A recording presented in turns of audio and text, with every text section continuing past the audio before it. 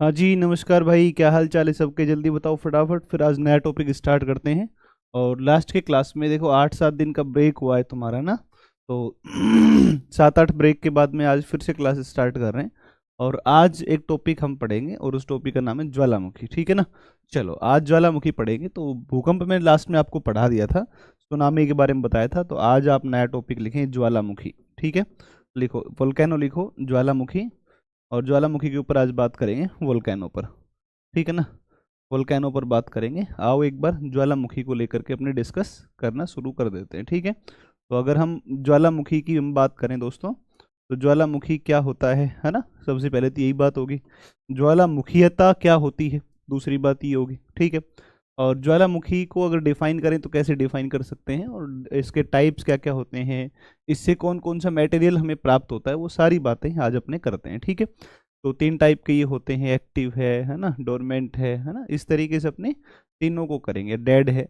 और फिर उसके बाद में अपने करेंगे इसके अंदर कि कहाँ कहाँ पर कौन कौन से स्ट्रक्चर इंट्रूसिव, एक्सट्रूसिव, अंतर्भेदी और बहिर्भेदी स्थलाकृतियाँ, कौन कौन से लैंडफॉर्म्स का फॉर्मेशन किया जाता है इनके द्वारा, ज्वालामुखी के द्वारा। और इसके अलावा एक ज्वालामुखी में पढ़ेंगे कि कहाँ कहाँ पर ज्वालामुखी का विस्तार मिलता है ना। तो वो सभी बातें अपने यहाँ पर डिस्कस करेंगे। ठीक है? तो ज्वालामुखी जो होता है, इसको कहा जाता है safety wall of the earth, पृथ्वी का सुरक्षा वाल्व। ठीक है ना? पृथ्वी का सुरक्षा वाल्व कहा जाता है। ठीक है? पृथ्वी का सुरक्षा वाल्व कहा जाता है, सुरक्षा वाल्व, ये इसको कहा जाता है। Right? Safety wall of the earth, safety wall of the earth, safety safety valve of the earth, of the earth, safety valve of the अर्थ। ठीक है? Safety valve of the earth ये कहा जाता है किसको? तो ये कहा जाता है किसको? ये कहा जाता है ज्वालामुखी को कहा जाता है, सबसे पहली और सबसे महत्वपूर्ण बात। ठीक है? क्योंकि अर्थ के अंदर बहुत ज़्यादा जब टेम्परेचर, हम जानते हैं कि पृथ्वी के अंदर जो है, पृथ्वी के अंदर जो है रेडियो एक्टिविटी की वजह से बहुत ज़्यादा टेम्परेचर होता है। ठीक है ना? हाँ, सुनामी मैंने बता दिया, जापानीज लैंग्वेज है। जब ओशनिक सरफेस के ऊपर जो है अर्थक्वेक आएगा, भूकंप आएगा, तो ओशनिक सरफेस पर जब कंपन होगा तो उसकी वजह से बड़ी बड़ी लहरें तट के ऊपर आती हैं। और फिर वो जो लहरें आती है तट के ऊपर, उन्हीं लहरों को हम सुनामी के नाम से जानते हैं। उसमें कुछ था ही नहीं ऐसा बताने का। ठीक है? चलो, तो सेफ्टी वाल क्यों कहते हैं? क्योंकि पृथ्वी के अंदर नीचे रेडियो एक्टिव एलिमेंट पाए जाते हैं। और अर्थ के अंदर जो रेडियो एक्टिव एलिमेंट होते हैं, उनमें हाई टेम्परेचर तो होता ही, नीचे जैसे जैसे नीचे जाते हैं। तो मैंने आपको बताया था कि अर्थ के सेंटर की तरफ या अर्थ के कोर की तरफ जो आप नीचे की तरफ चलना शुरू करते हैं क्रस्ट से, तो क्रस्ट से कोर की तरफ जब नीचे की तरफ चलना शुरू करते हैं, टेम्परेचर प्रत्येक 32 मीटर की गहराई पर कितना बढ़ता है? 1 डिग्री सेल्सियस बढ़ता है। और आप जब देखो 100 किलोमीटर की गहराई पर जाएंगे, तो 100 किलोमीटर की गहराई पर जब आप जाते हैं तो टेम्परेचर बहुत हाई हो जाएगा, है ना। और जो रेडियो एक्टिव एलिमेंट होते हैं वो एक्टिव हो जाएंगे। और रेडियो एक्टिविटी जो होती है, वो रेडियो एक्टिविटी की वजह से, और रेडियो एक्टिविटी की वजह से, और वो जो रॉक्स होती हैं, वो रॉक्स क्या हो जाती है? पिघल जाती है ना। तो ये मॉल्ट हो जाती है ना। और मेल्ट जब हो जाएंगी रॉक्स, तो उस मेल्ट या मोल्टन जो रॉक्स होती हैं, पिघली हुई जो चट्टानें होती हैं, उन मेल्टेड रॉक्स को या मोल्टन रॉक्स को ही हम किस नाम से जानते हैं? उसे मैग्मा के नाम से जानते हैं। और बहुत ज़्यादा टेम्परेचर जब मैग्मा, जब रेडियो एक्टिविटी होती है, तो उसकी वजह से कन्वेक्शनल करंट्स जनरेट होती है ना। और वो कन्वेक्शनल करंट जो होती हैं, वो अर्थ क्रस्ट का जो वीक पॉइंट होता है, वीक जोन होता है, उस वीक जोन को तोड़ देती हैं। और वीक जोन को जब तोड़ के निकलती हैं बाहर की तरफ, तो वीक जोन को तोड़कर जब बाहर निकलती हैं, तो आप देखोगे कि हम उसको वोल्केनो के नाम से जानते हैं। अब मैंने कई सारी चीज़ बताई आपको, जैसे मैंने कहा कि कन्वेक्शनल करंट, जैसे मेल्टेड रॉक्स, है ना। तो ये कैसे कन्वेक्शनल करंट होती है, वीक जोन कौन से होते हैं, है ना। ये सब बातें धीरे धीरे धीरे धीरे करके एक एक करके समझेंगे। ठीक है? देखो एक वो बताओ, जैसे आपने कुकर देखा होगा, प्रेशर कुकर, प्रेशर कुकर के अंदर एक वॉल लगा होता है। और जब आप देखोगे कि टेम्परेचर बहुत हाई हो जाता है उसके अंदर, तो क्या होता है? सीटी बजती है, सीटी बजती है ना। तो सीटी बजी, और वो जो टेम्परेचर था, वो अंदर का जो कुकर था, प्रेशर कुकर, उसका अंदर का कंट्रोल कर दिया टेम्परेचर को। और उसी तरीके से पृथ्वी के अंदर भीतर की तरफ जो इंटरनल रीजन है अर्थ का, उसमें हाई टेम्परेचर हो जाएगा। कहीं ऐसा ना हो कि धरती पूरी ही फट जाए, पूरा अर्थ ही ब्लास्ट हो जाए, ठीक है, तो पूरा अर्थ ही ब्लास्ट हो जाए, तो इसके लिए आप देखोगे कि जब वोल्केनो फटता है तो अंदर का जो प्रेशर होता है, जो टेम्परेचर होता है, वो क्या हो जाता है, बैलेंस हो जाता है, जिसकी वजह से आप देखोगे कि वोल्केनो को कहा जाता है अर्थ क्रस्ट, वोल्केनो को कहा जाता है सेफ्टी वाल कहा जाता है अर्थ का, ठीक है। अब दो चीज़ें हैं, एक है वोल्केनो और एक हो वोल्केनोसिटी होती है, या वोल्केनिज्म जिसको बोलते हैं, या वोल्केनोसिटी, वोल्केनिसिटी कह दें, तो दो चीज़ें, ज्वालामुखीता और एक ज्वालामुखी, ये दो चीज़ें हैं। अब इन दो चीज़ों के ऊपर आओ एक बार बात करते हैं, ठीक है। तो दो चीज़ें आ जाएंगी, एक तो ज्वालामुखी आ जाएगा, ज्वालामुखी व ज्वालामुखी क्रिया, ज्वालामुखी व ज्वालामुखीयता, ज्वालामुखी क्रिया, ज्वालामुखी क्रिया या ज्वालामुखीयता, ज्वालामुखीयता, बोल, ज्वालामुखीयता, ये दो वर्ड है ना, वोल्केनो एंड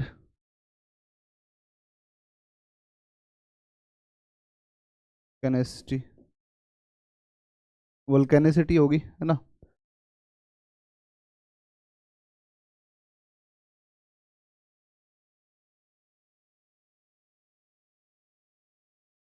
स्पेलिंग यार, NICITY, वोल्केनिसिटी और वोल्कनिज्म, वोल्कनिज्म, कुछ भी बोल दो, ये दोनों एक ही चीज़ें हैं, है ना, और ये अपने आप में एक चीज़ है, ठीक है। ज्वालामुखी, ज्वालामुखी क्या है, ऐसा मुख, है ना, जिससे, ये मतलब आप ये कह दोगे कि आपको ठंड नहीं लग रही, नहीं लगेगी मुझे ठंड, है ना।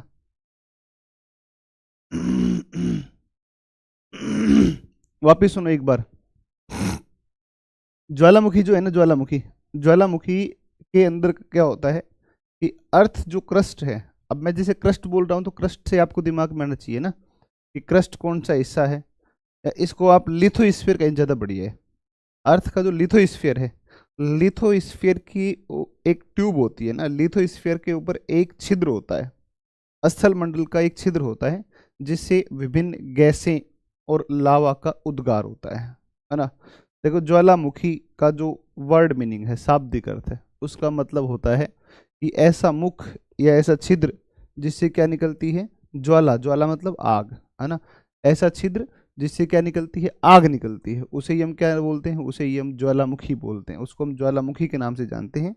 और ज्वालामुखी अगर आप इसको कहते हैं, तो ये जो क्रिया जो होती है मैग्मा के बनने से लेकर के और मैग्मा के उद्गार तक की जो क्रिया होती है, इस पूरी क्रिया को हम क्या बोलते हैं, ज्वालामुखीता बोलते हैं। ज्वालामुखी क्या है, एक ट्यूब होती है, एक पाइप होती है, एक वेंट होती है, जिससे मैग्मा का इरप्शन होता है बाहर की तरफ, है ना, अर्थ सरफेस के ऊपर या लिथोस्फीयर के ऊपर।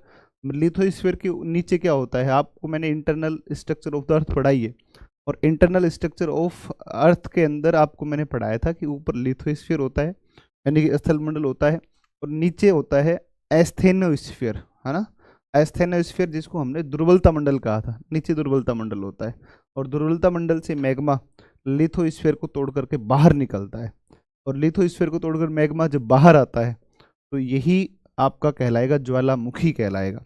और ये जो क्रिया है जिसमें मैग्मा निर्माण से लेकर के और सारी की सारी चीज़ों को शामिल किया जाता है, वो सारी की सारी तमाम चीज़ें क्या कहलाती हैं, वो कहलाती हैं, वो कहलाती है ज्वालामुखी क्रिया कहलाती है ना। तो आप कहोगे वोल्केनो इज ए वेंट, है ना, वोल्केनो इज ए वेंट, इसको इधर लिखता हूँ मैं, volcano is a went, volcano is a went, अंग्रेजी वर्ड लिख लो पहले, फिर इसके बाद में लिखवा देंगे हिंदी के अंदर, है ना, इन the earth surface, in the earth surface, earth surface, in the earth surface, in the earth surface, from which, from which, from which melted rocks, melted rocks, melted rocks यानी कि जिसको क्या बोलते हैं, लावा। लावा है ना, लावा कह दो, लावा इरप्ट, यानी कि जिससे लावा का क्या होता है, उद्गार होता है। ठीक है, एक बात, इसको मैं लिखता हूँ हिंदी में अब। हिंदी वाले बच्चे लिखो, हिंदी वाले बच्चे लिख दो इसमें, लिखो ज्वालामुखी पृथ्वी की सतह पर, पृथ्वी की सतह पर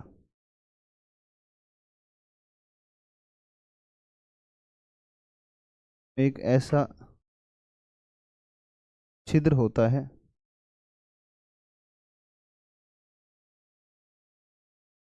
छिद्र होता है, छिद्र होता है जिससे लावा का उद्गार होता है, लावा का उद्गार होता है, लावा का उद्गार होता है। ये लो, इस चीज को आप जल्दी फटाफट एक बार लिखो। ज्वालामुखी पृथ्वी सतह पर एक ऐसा छिद्र है जिससे क्या होगा, लावा का उद्गार होगा। एक बात हो गई सबसे पहले। जबकि ज्वालामुखी क्रिया की जब बात करता है, ज्वालामुखी क्रिया की जब बात करेगा, तो क्रिया के अंतर्गत इसमें इसमें इसमें मतलब ज्वालामुखी क्रिया में, इसमें लावा के निर्माण से, निर्माण से लेकर उद्गार तक, उद्गार तक की, उद्गार तक की समस्त क्रियाओं को, समस्त क्रियाओं को, समस्त क्रियाओं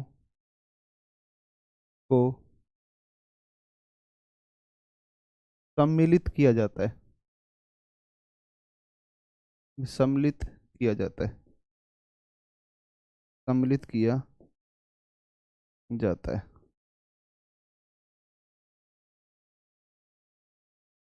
all process are include, included है ना, all processes, all process are included from the formation of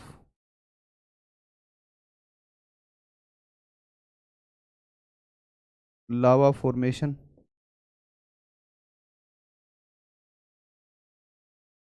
to lava eruption,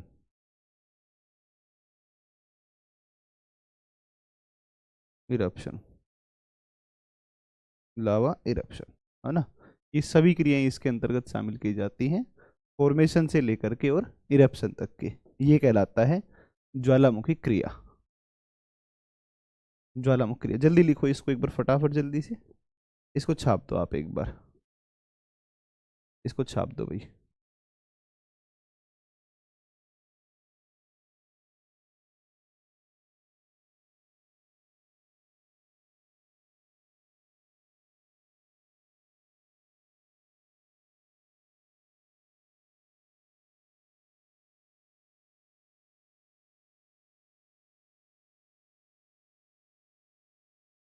चलो छापो इसको जल्दी फटाफट।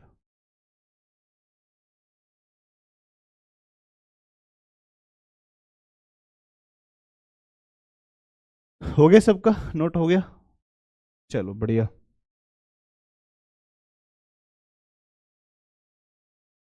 चलो ये हो गया, अब अपने लिखते हैं आगे इसके बारे में, और आगे लिखते हैं कि ज्वालामुखी से क्या क्या निकलता है ना। तो ज्वालामुखी से प्राप्त पदार्थ कौन कौन से होते हैं, वो चीज़ें कौन कौन सी होती हैं जो इससे आती हैं, उन पर आप एक बार आओ। वो कौन कौन सी चीज़ें, कौन कौन सी चीज़ें, ठीक है। चलो तो एक काम करो, लिखो, इसमें आप ये लिखोगे, क्या लिखोगे, तो ज्वालामुखी से प्राप्त पदार्थ, ज्वालामुखी से प्राप्त पदार्थ, है ना, material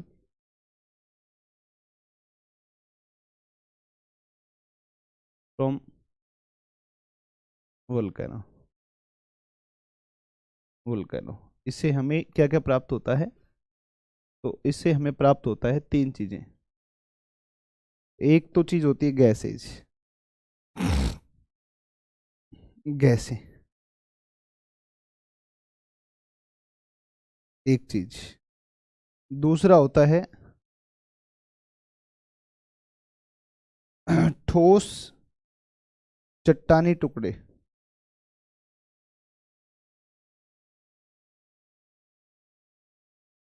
solid, solid rock parts.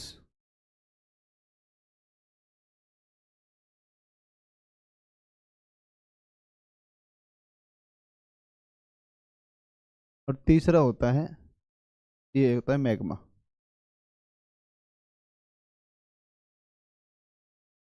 और लावा।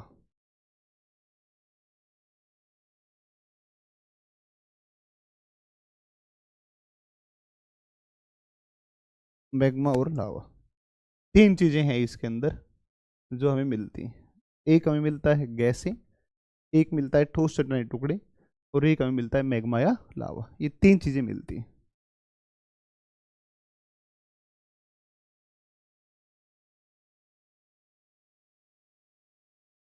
हाँ, तो दो तीन पॉइंट ही लिखने हैं अपने को।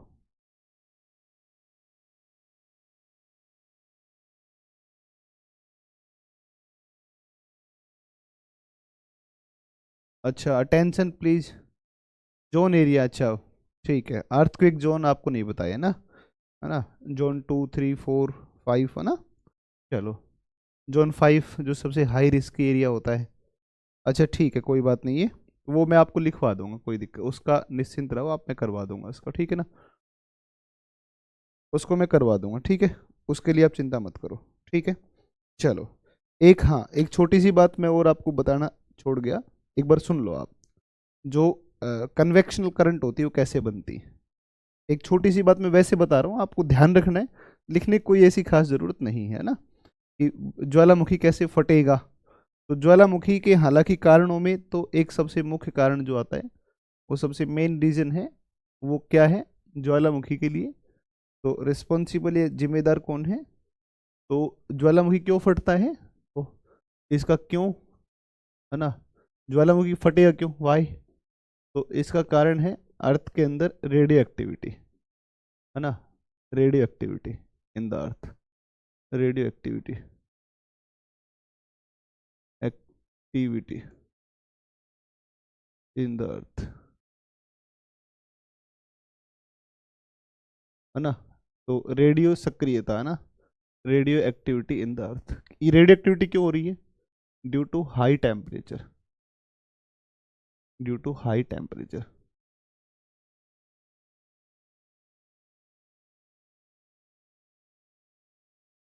ड्यू टू हाई टेम्परेचर, उच्च ताप की वजह से, है ना, उच्च ताप की वजह से ऐसा होता है, ठीक है। उच्च ताप की वजह से ऐसा होता है, रेडियो एक्टिविटी। और due to the radioactivity, इसका रिजल्ट क्या है? रिजल्ट है इसका,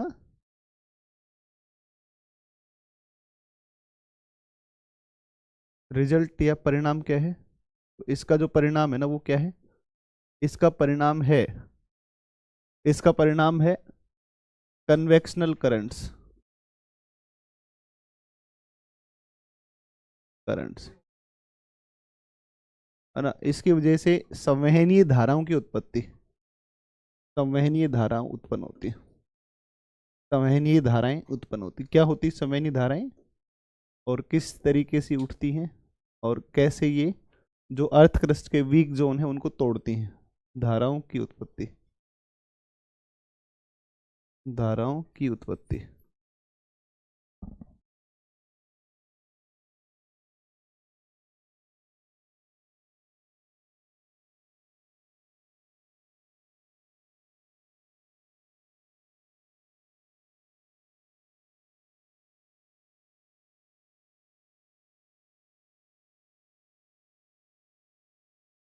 है ना। रेडियो एक्टिविटी इसमें अर्थ में होती है। रेडियो एक्टिविटी क्यों होती है, तो उसका कारण है due to the high temperature, उच्च ताप के कारण, पृथ्वी के अंदर उच्च ताप के कारण, है ना। और इस रेडियो एक्टिविटी का रिजल्ट क्या होगा, तो इसका रिजल्ट है कन्वेक्शनल करंट की उत्पत्ति, या ओरिजिन ऑफ कन्वेक्शनल करंट, है ना, संवहनीय धाराओं की उत्पत्ति। अच्छा कोई बात नहीं है, sir I request you to please speak a few words in English because I have some problem in understanding Hindi. भाई मैं तो सारा ही हिंदी इंग्लिश दोनों में बता रहा हूँ, है ना।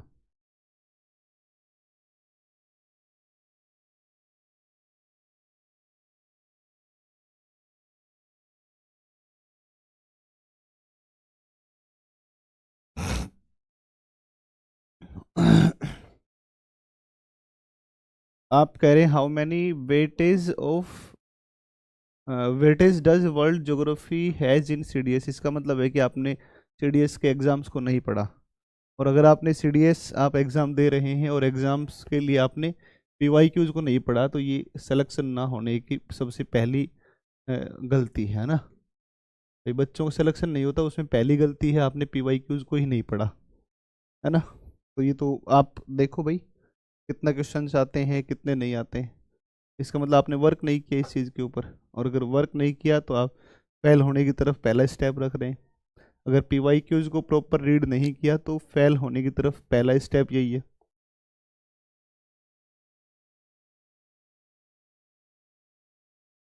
चलो ठीक है, ध्यान दो आगे। देखो इसमें तो ये तो हो गया रेडियो एक्टिविटी। अब मैं एक डायग्राम से छोटे से बता देता हूँ आपको। देखो एक बार होता क्या है बेसिकली, ये हमारा अर्थ का लिथोस्फीयर है, लिथोस्फीयर है ये लिथोस्फीयर है ये।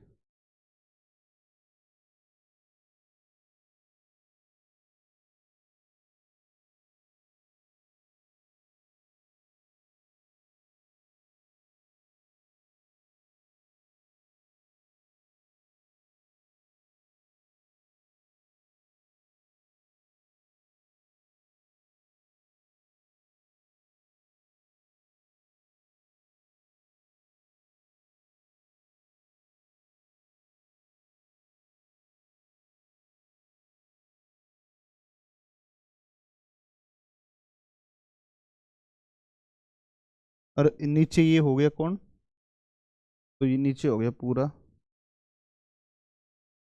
ये हो गया तुम्हारा। चलो ये इधर मैग्मा को अपने वैसे बना लेते हैं।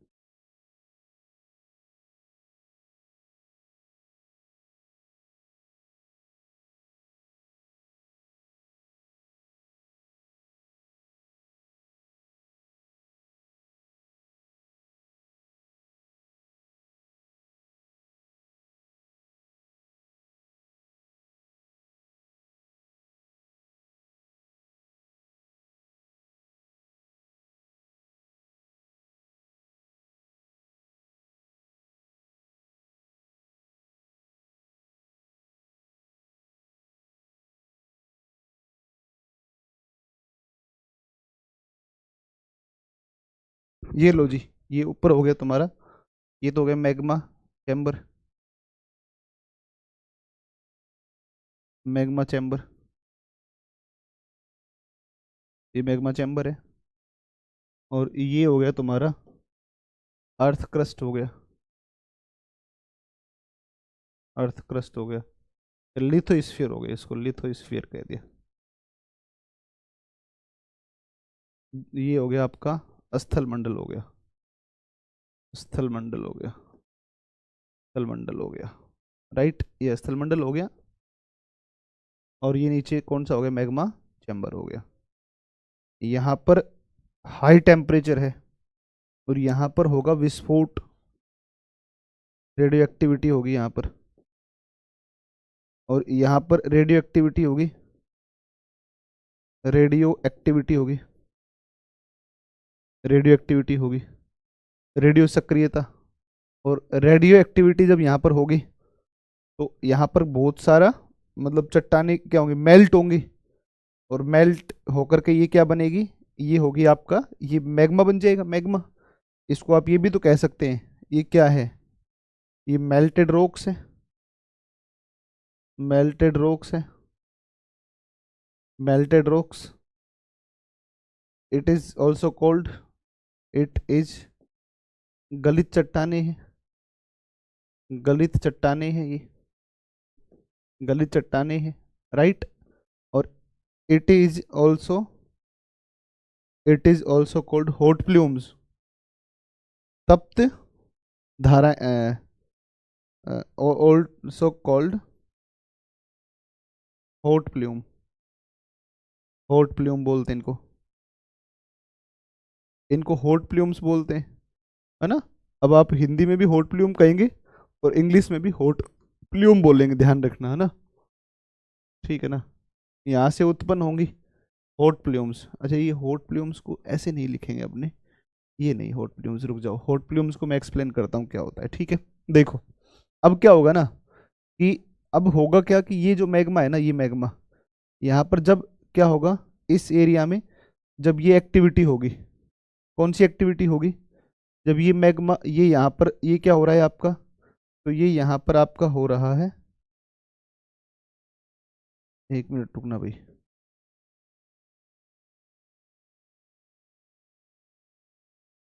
एक सेकंड रुको तुम,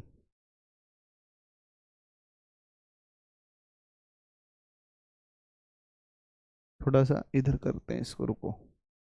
यहाँ पर रेडियो एक्टिविटी हुई, अब रेडियो एक्टिविटी होगी ना, तो यहाँ से ये जो चट्टाने हैं, ये जो हॉट प्लूम, सॉरी, ये जो मेल्टेड रॉक्स हैं, ये मेल्टेड रॉक्स ऊपर की तरफ राइज करेंगे, और ये इन्हें ही हम बोलेंगे कन्वेक्शनल करंट।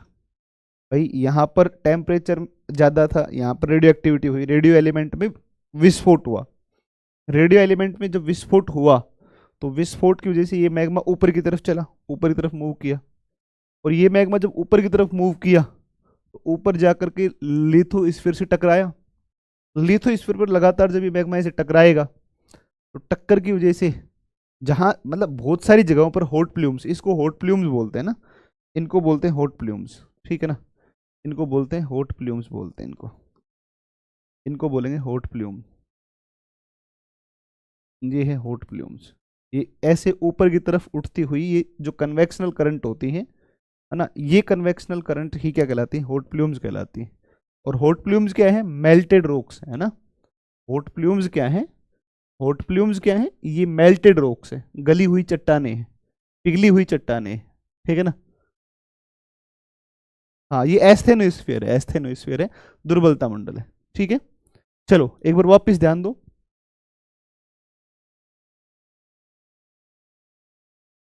एक बार प्लीज ध्यान दो बात पर, पहले इधर ध्यान दो, इसको समझो।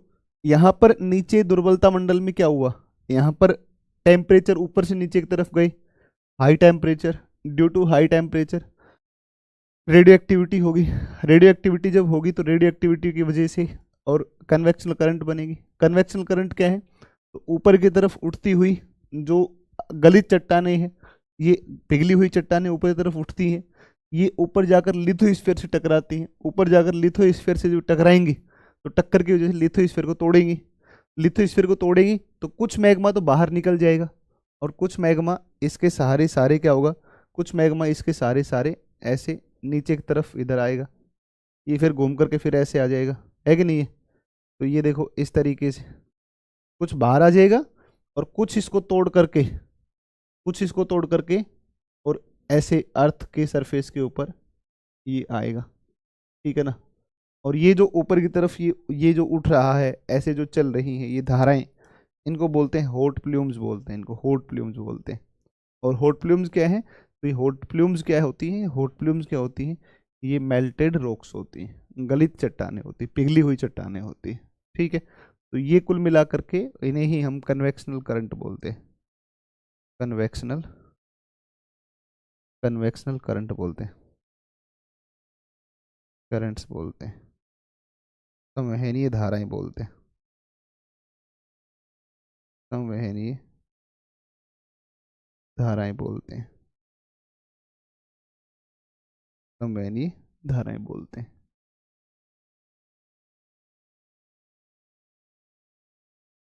संवहनीय धाराएं। चलो इसको एक बार आप बना लो जल्दी फटाफट, एक बार जल्दी बनाओ इसको। चलो जल्दी बनाओ।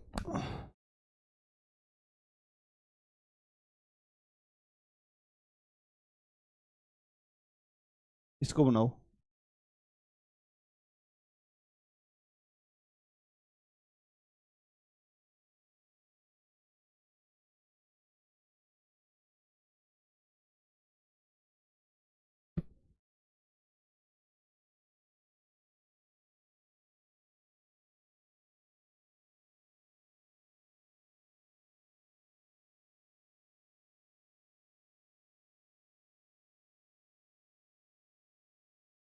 अरे इसको तुम इलेक्ट्रिसिटी प्रोडक्शन से मत जोड़ो, इसको कन्वेक्शन करंट को। इसको तुम लोग ज्वालामुखी के उसमें ही रखो बस, है ना। ज्वालामुखी में ही रखो इसको, और मत खुद उछल पान खुद करो।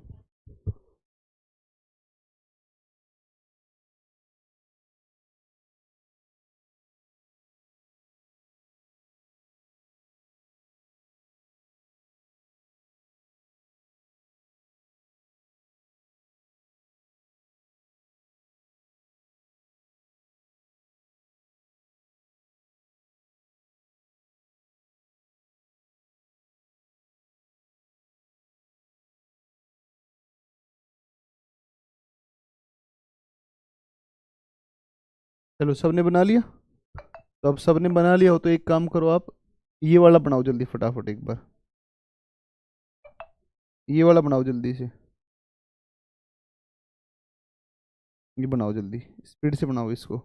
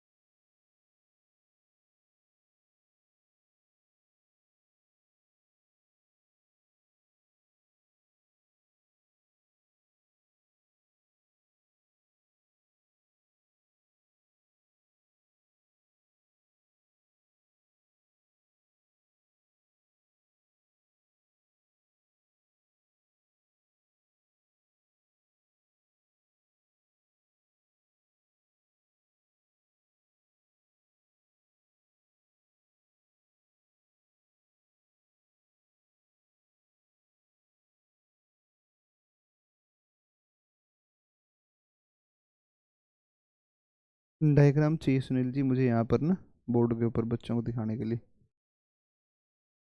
डायग्राम चाहिए। तो मैंने व्हाट्सएप आपको किया है।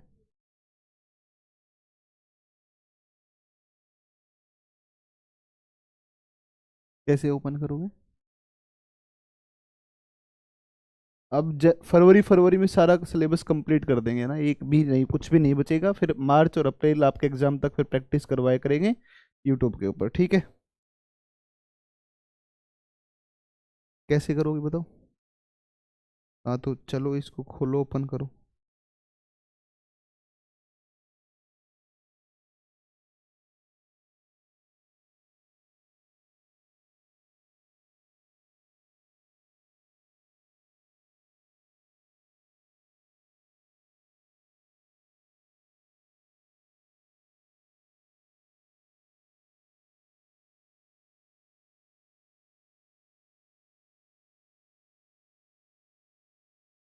हो गया सर?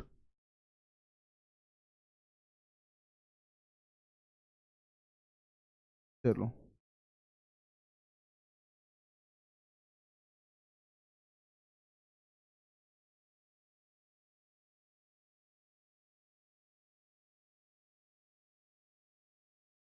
1 मिनट रुको भाई तुम, मैं एक बार एक डायग्राम ले लेता हूँ।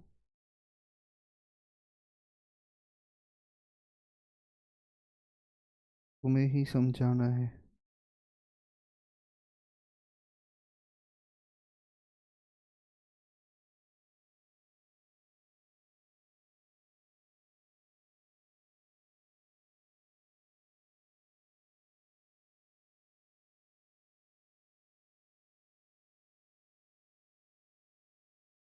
एक डायग्राम ले रहा हूँ ना, डायग्राम हो गया क्या? ओपन करो इसको, फिर एक काम करो।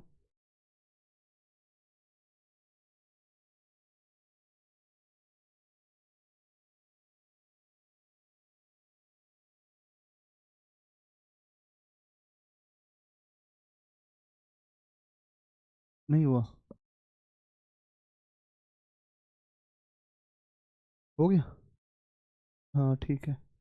देखो आपके व्हाट्सएप पर मैंने भेजा है 3 डायग्राम, वो एक बार लगा दो इस पर।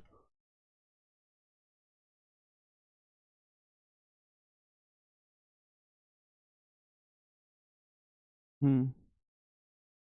मैं ओपन करूँ क्या?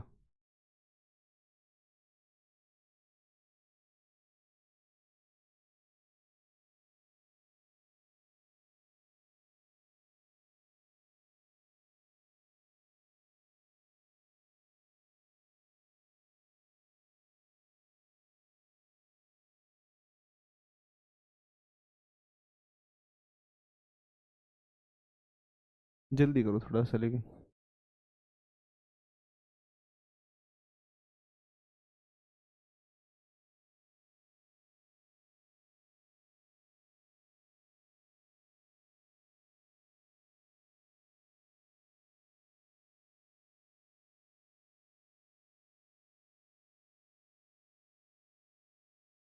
हम्म।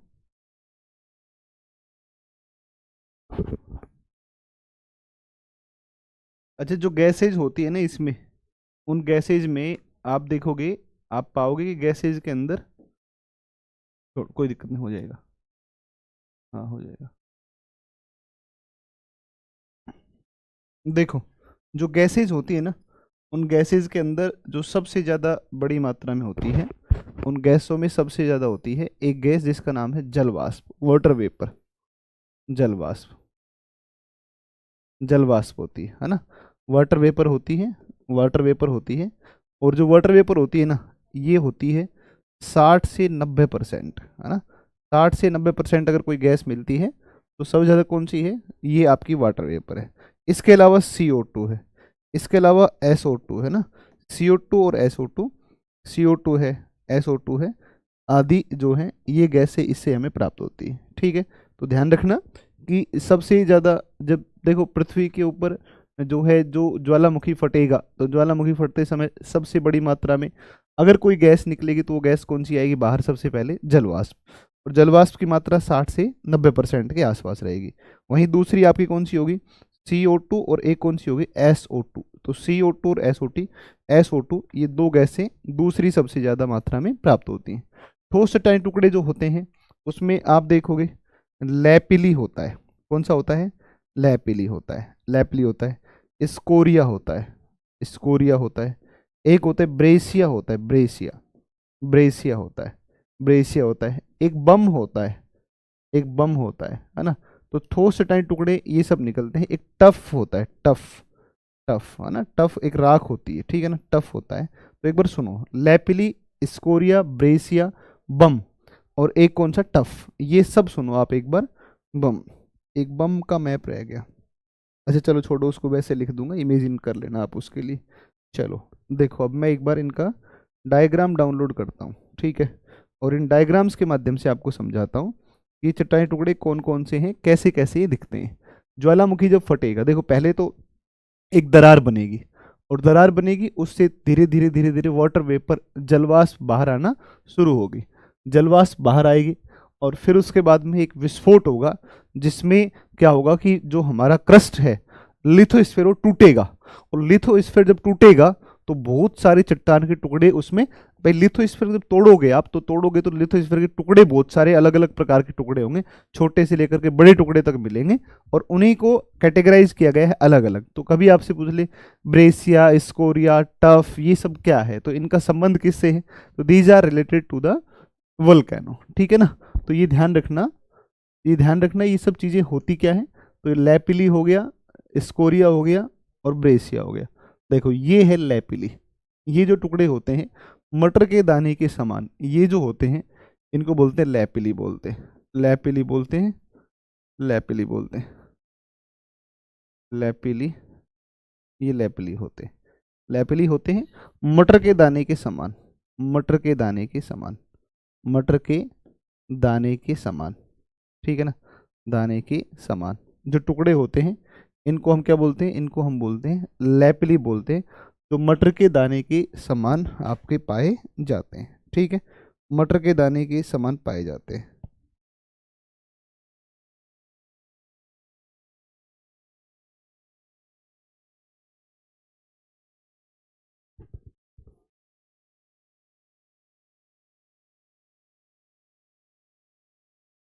फिर देखो इसके बाद दूसरा, अखरोट के दाने के समान,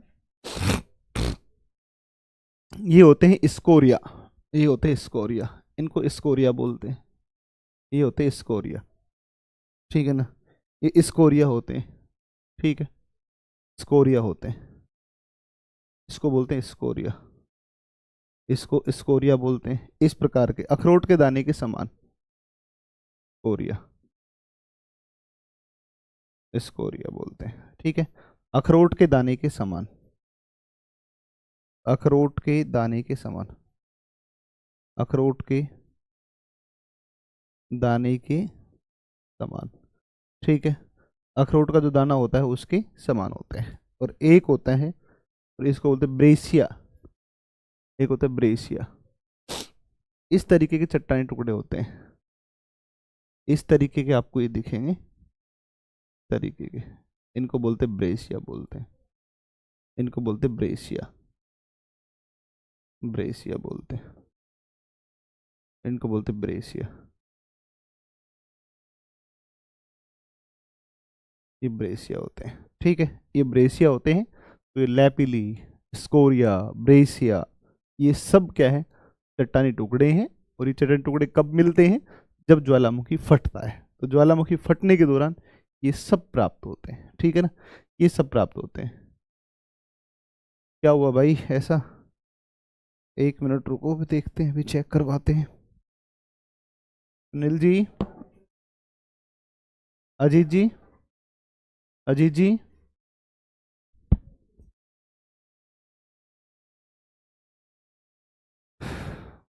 गुड मॉर्निंग। देखो ना एक बार यार, ये बच्चे कह रहे हैं कि वीडियो बफरिंग कर रहा है।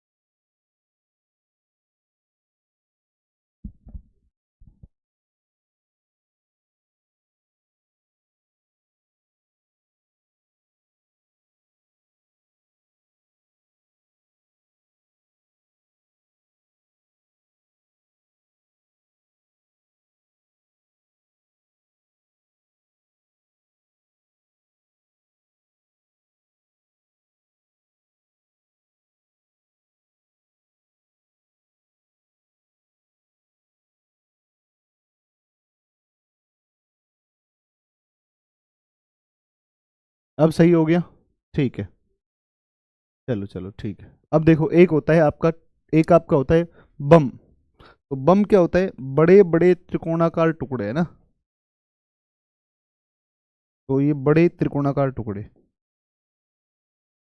बड़े त्रिकोणाकार, त्रिकोणाकार टुकड़े,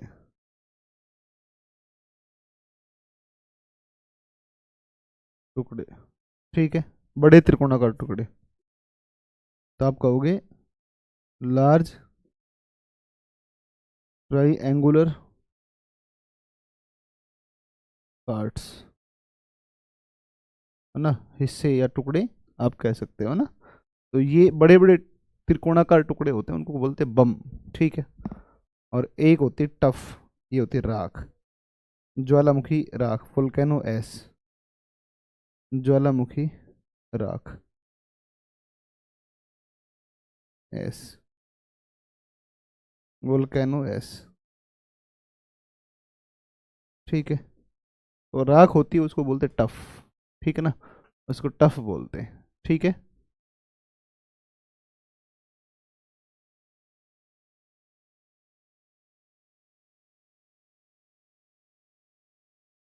ठीक है। तो ये हो गया तुम्हारा कुल मिलाकर के ये पदार्थ, जो टुकड़े निकलते हैं वो टुकड़े हो गए। अब आते हैं मैग्मा या लावा। मैग्मा या लावा की जब हम बात करें तो मैग्मा या लावा के ऊपर आप थोड़ा सा आओ, ठीक है ना। मैग्मा या लावा के ऊपर आप आओ, ठीक है। अच्छा, डिपेंड करता है कि इसमें लावा आपका कैसा है। भाई लावा में सिलिका की मात्रा ज़्यादा है कि लावा में सिलिका की मात्रा कम है। तो अगर आप बात करोगे तो लावा के ऊपर आप एक बार आ जाओ।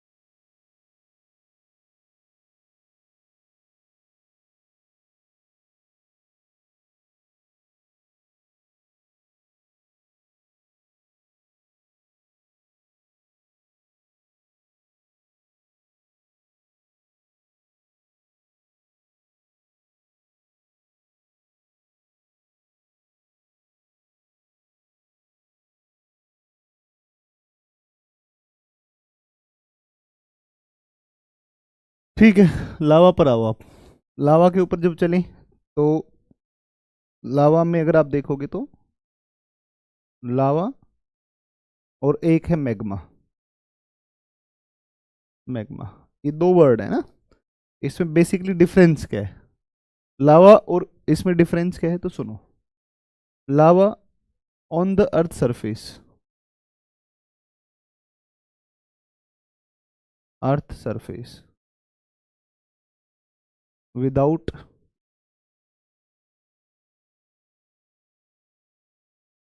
Any gases. देखो, पृथ्वी की सतह पर बिना गैसों वाला होता है ना, पृथ्वी की सतह पर गैसों से मुक्त मुक्त तरल पदार्थ,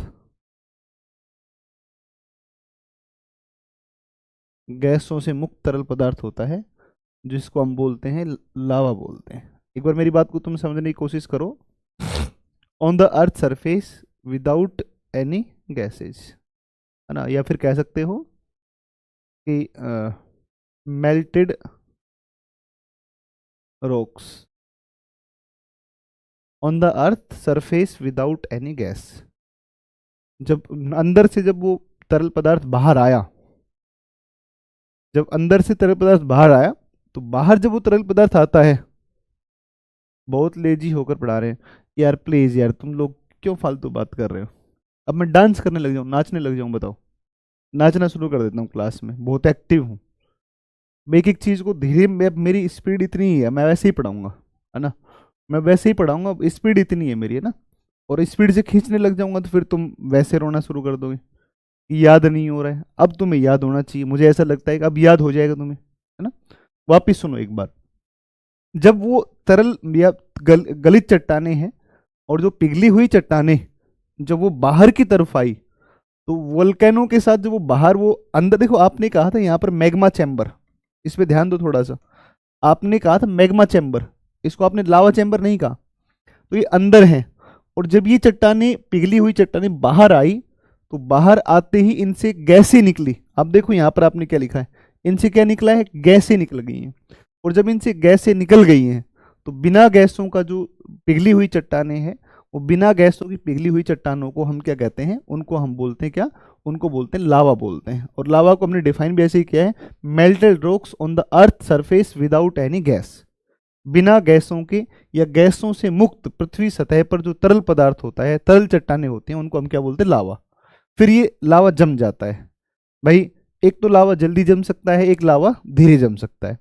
जिसमें सिलिका ज़्यादा होगा, तो सिलिका जिसमें ज़्यादा होगा वो अधिक सिलिका वाला जो होगा ना, वो अधिक सिलिका वाला क्या होगा, वो अधिक सिलिका वाला जल्दी जमेगा, ठीक है, और उसकी प्रकृति अम्लीय होगी, एसिडिक होगी।